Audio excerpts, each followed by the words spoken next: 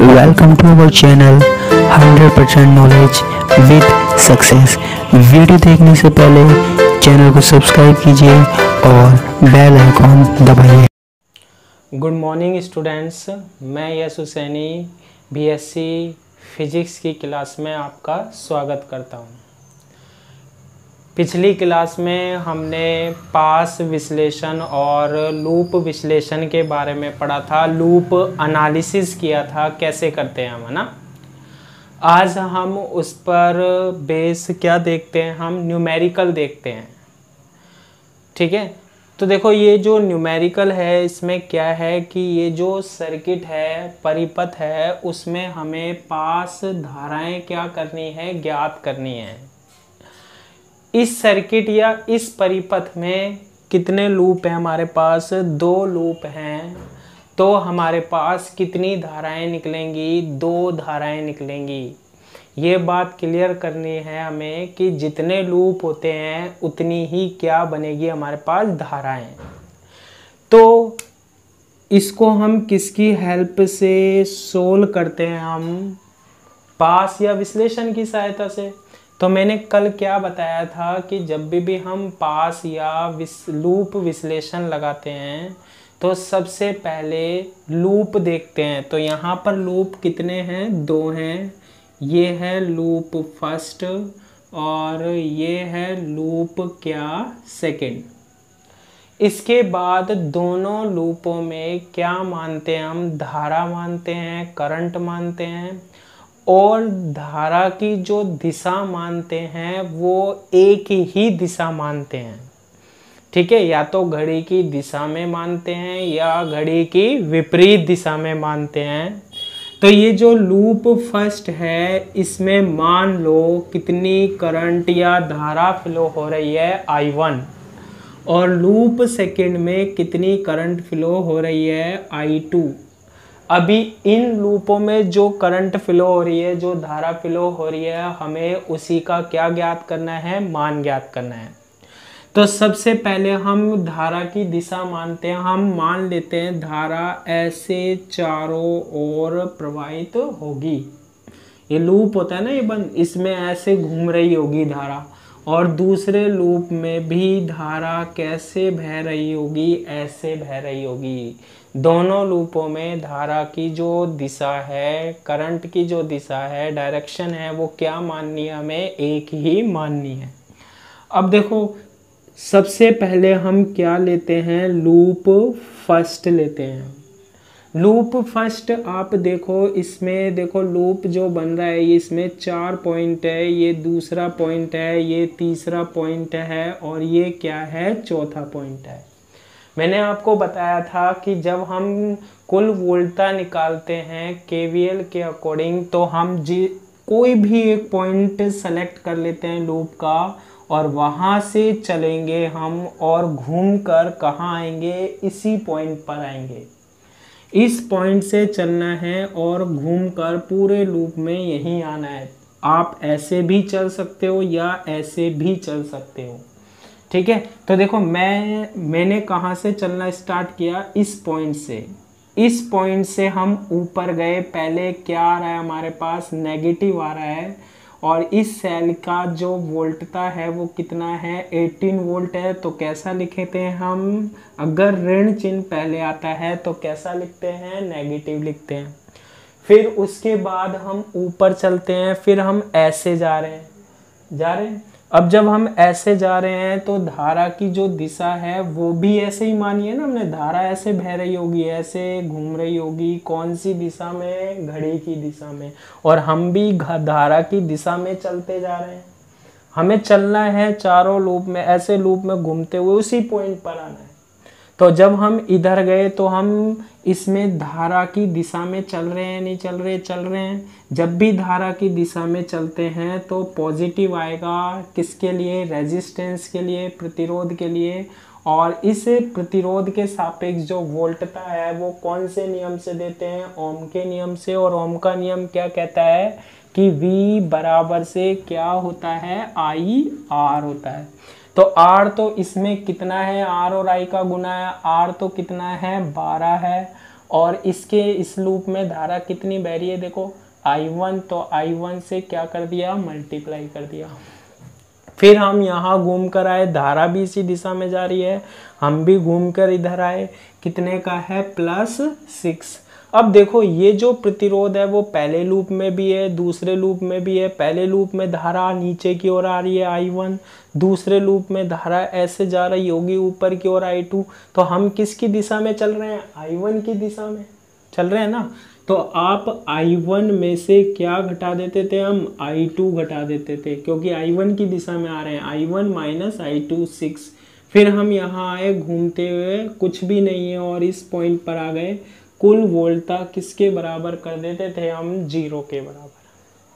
इसको सोल्व करते हैं हम, -18 + 12I1 +6 को मल्टीप्लाई करते हैं, 6 × I1 - 6 × I2 = 0। और अब देख लेते हैं, देखो I1 कितना है 12 और 6 यानी कि 18 I1, I2 कितना है -6 I2 और -18 को बराबर के बाद ले गए तो क्या हो गया +18।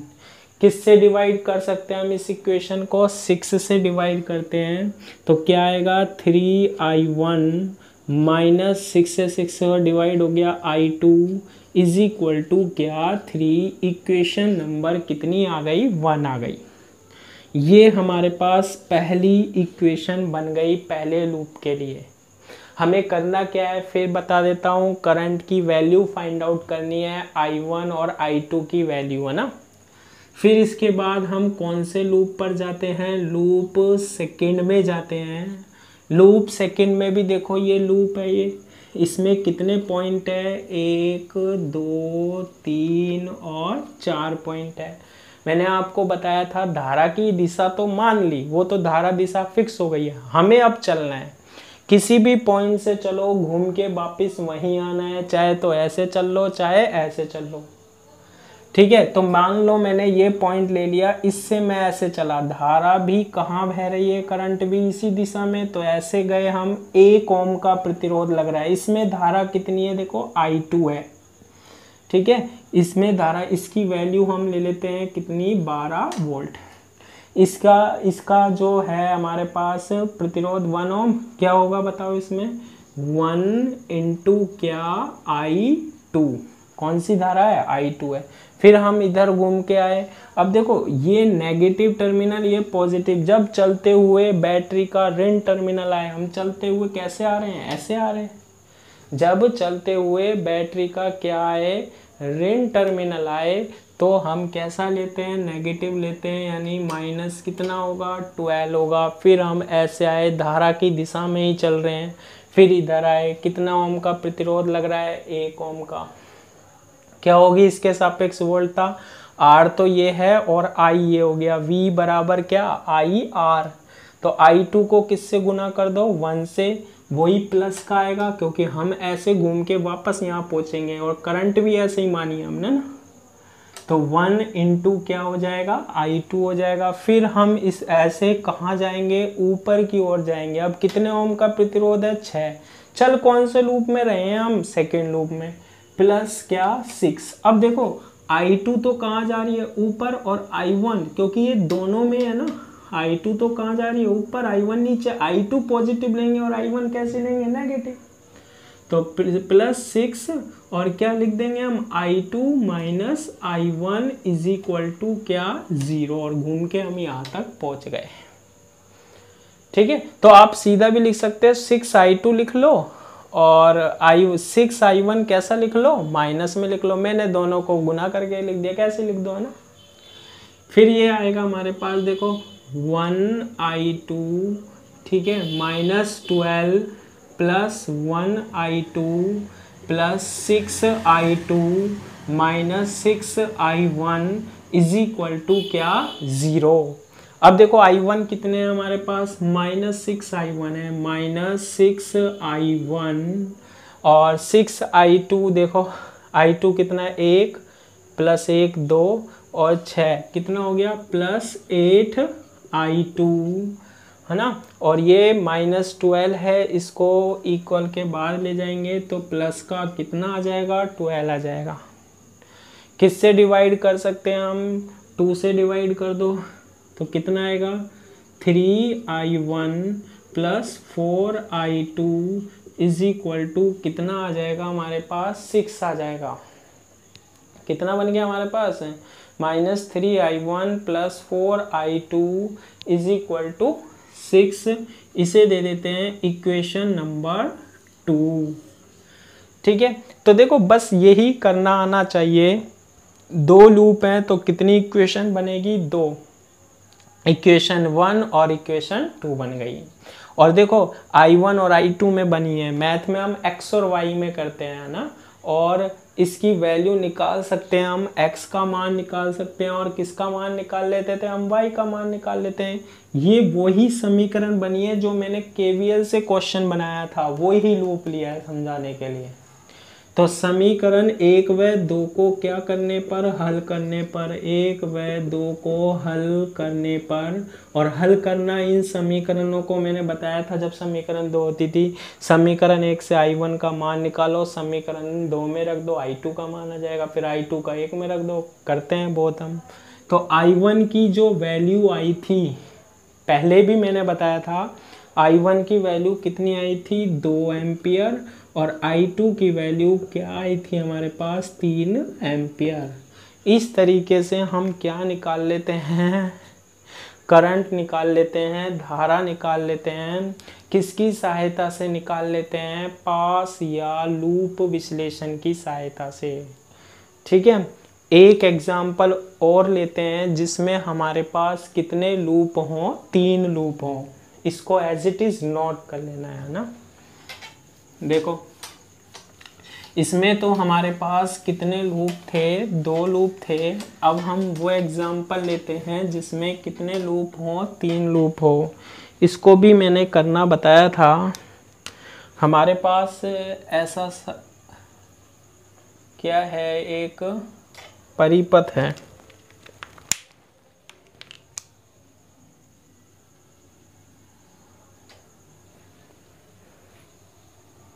और इस परिपथ में हमारे पास 5 वोल्ट का क्या है, सेल है या फिर बैटरी है। 6 ओम का क्या है, प्रतिरोध है। एक हमारे पास 5 ओम का भी क्या है, प्रतिरोध है। और यहाँ लग रहा है हमारे पास 18 ओम का प्रतिरोध। यहाँ पर लग रहा है हमारे पास 4 ओम का प्रतिरोध। एक प्रतिरोध यहाँ पर है और एक प्रतिरोध यहाँ पर है 4 ओम का। ठीक है, और ऐसे आपको बना के दे रखा है I1 करंट, I2 करंट और I3 करंट।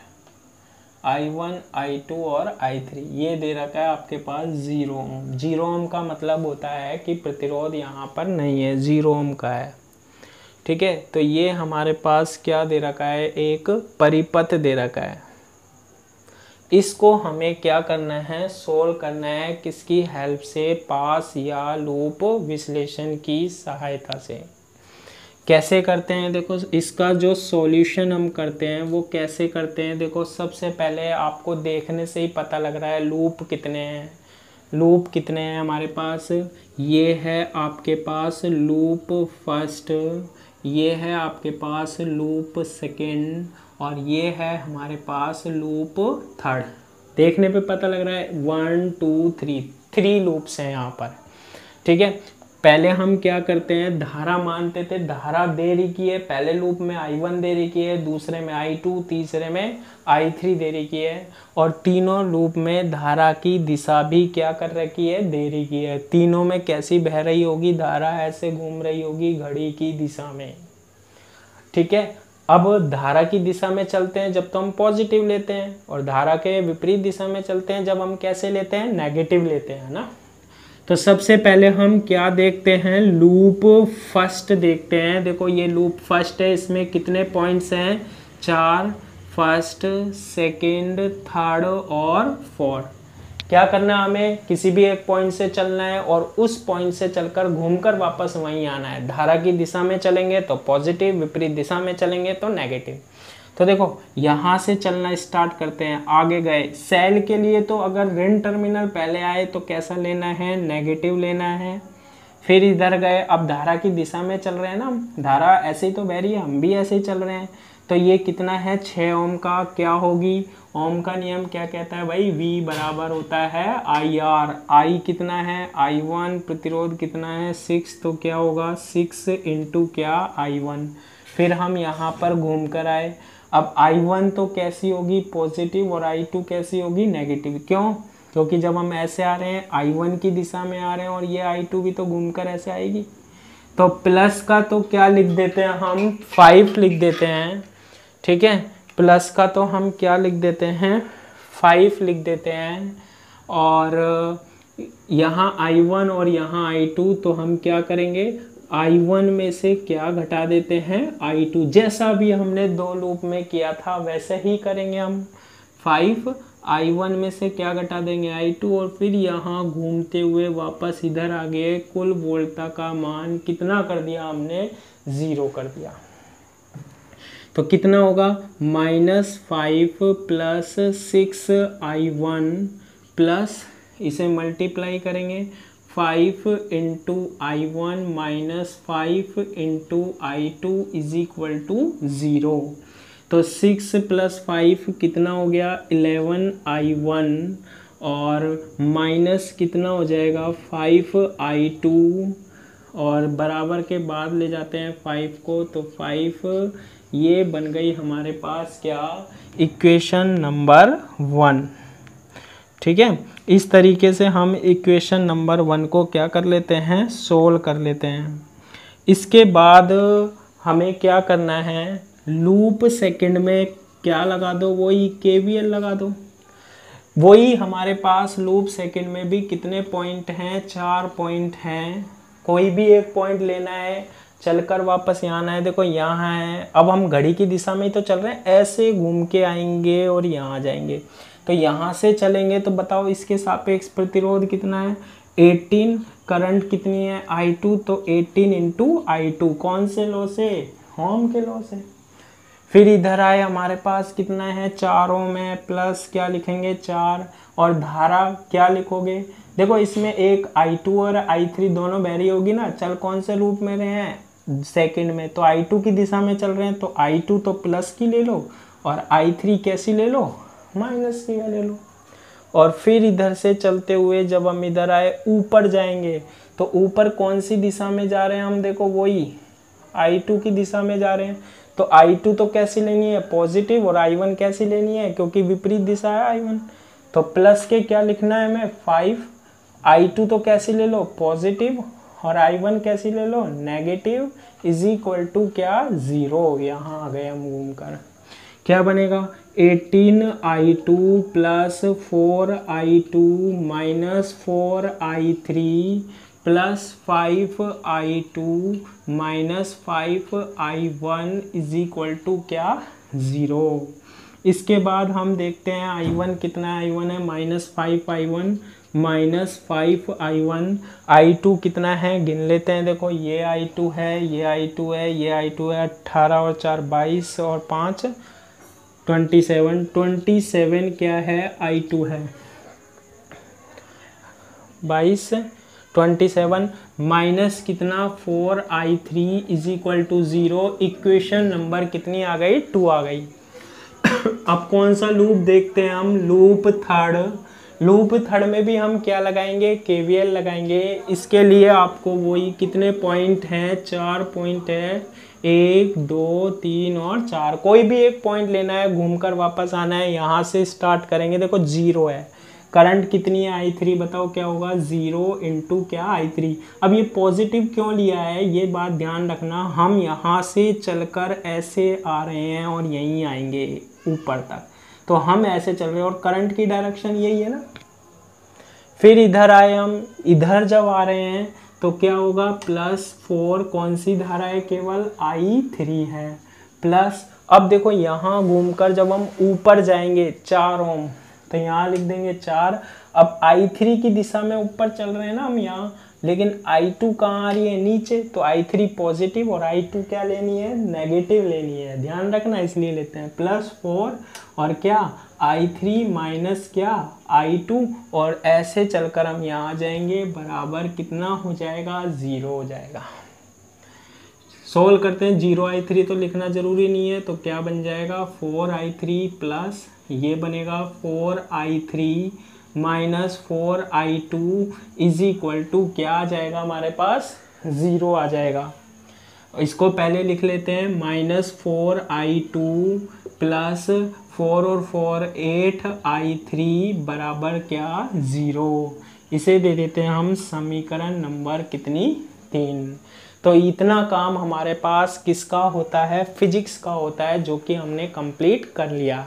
कितनी इक्वेशन बनी है हमारे पास, फर्स्ट, सेकेंड और थर्ड, यानी 3 लूप। तो कितनी धाराएं निकल के आएंगी, लूप धाराएं 3 आएंगी। I1, I2 और I3 की वैल्यू हमें क्या करनी है, फाइंड आउट करनी है।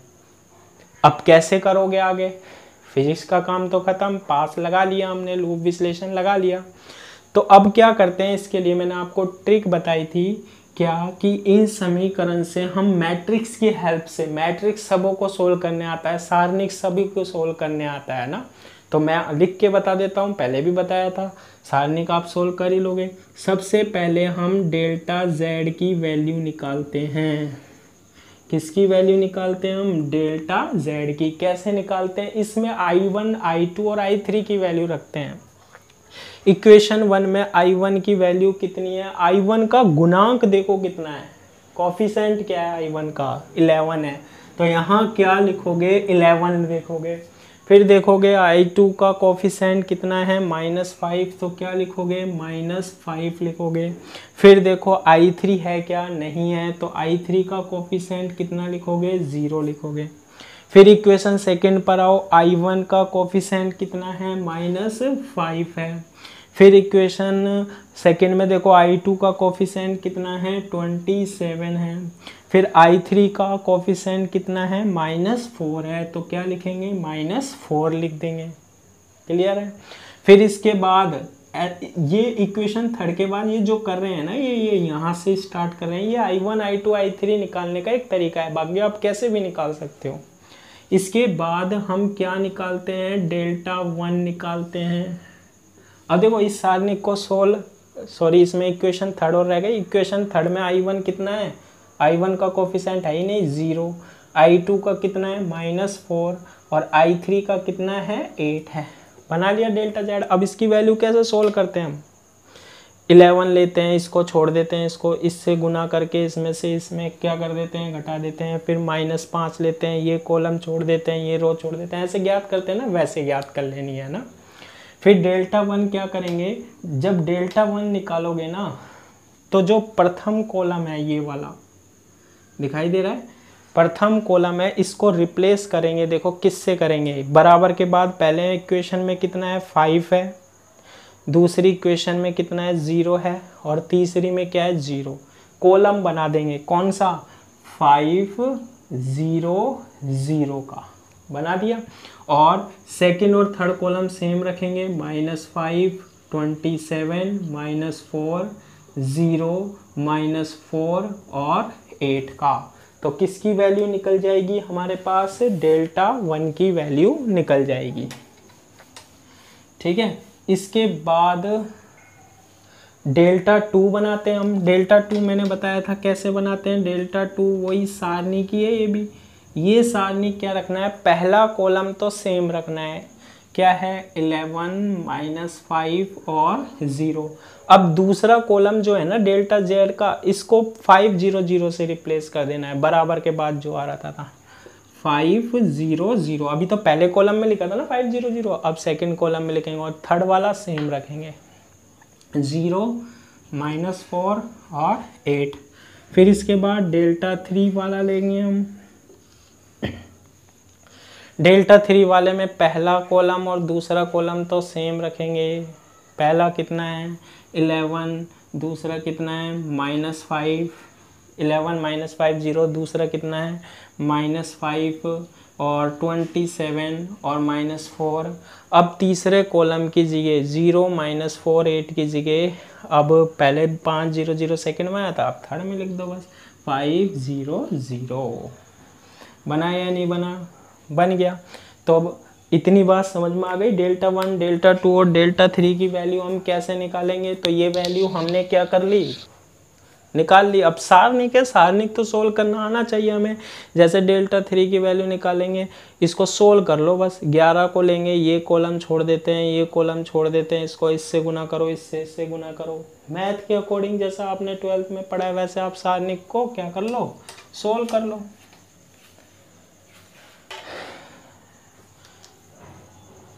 अब I1 I2 I3 कैसे आएगा? I1 कैसे आएगा? डेल्टा 1 में किसकी वैल्यू का भाग दे दो, डेल्टा Z का। I2 कैसे आएगा? डेल्टा 2 में किसका भाग दे दो, डेल्टा Z में। और I3 कैसे आएगा? डेल्टा 3 में किसका डिवाइड कर दो, डेल्टा Z का। और इसकी कोई ना कोई वैल्यू आ गई, वो आप फाइंड आउट कर लोगे। और इसका मात्रक क्या होता है धारा का? एम्पियर होता है। और इस तरीके से हमारे पास हम क्या निकाल लेते हैं, पास धारा I1 I2 और I3 की वैल्यू निकाल लेते हैं।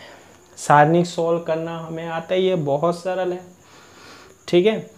और I1 I2 I3 की वैल्यू हम क्या कर लेंगे, हम फाइंड आउट कर लेंगे। क्लियर है? कई स्टूडेंट्स के मेरे पास मैसेज आए थे कि नोट्स बनाएं या नहीं बनाएं। आप बिल्कुल एज इट इज़ ऐसे नोट्स बनाओ, 100% आपको क्वेश्चन इसमें मिल जाएंगे और सारे कॉन्सेप्ट भी क्या हो जाएंगे, क्लियर हो जाएंगे। जिन्होंने पहले की वीडियो अच्छे से नहीं देखी है वो सारी की सारी पहले की वीडियो भी अच्छे से देखनी है। आज के लिए इतना ही, थैंक यू।